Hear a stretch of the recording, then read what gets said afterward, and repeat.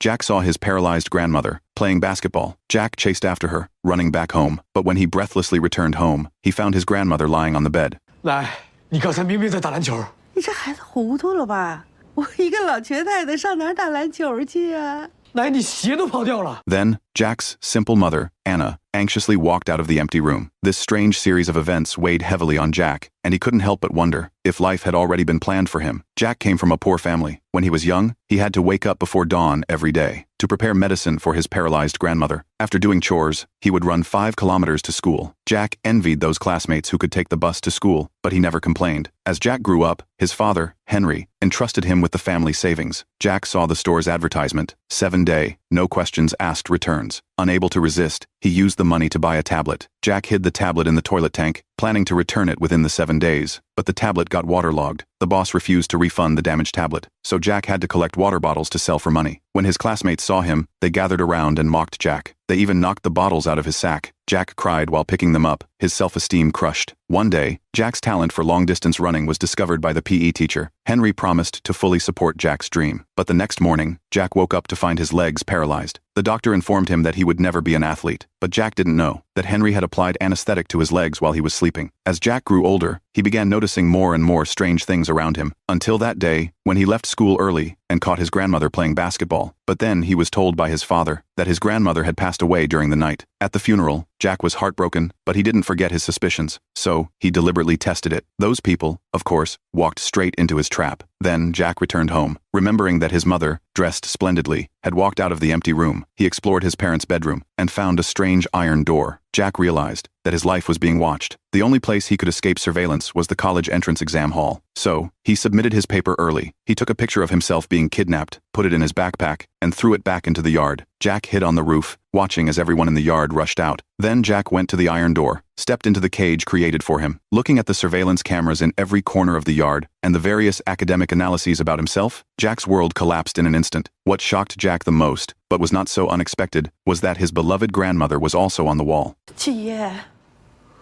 奶对不住你。没关系，李老师。 Henry and the others arrived slowly, giving weak explanations. 把我们为你多年精心准备的人生大礼包给提前拆开了。你们是哪位老师？墙上没介绍你俩呀。 Henry told Jack that their family's difficult days were over, but Jack didn't feel happy at Henry's words. Instead, he turned and left. 假装让你吃点苦而已，没真饿着你吧？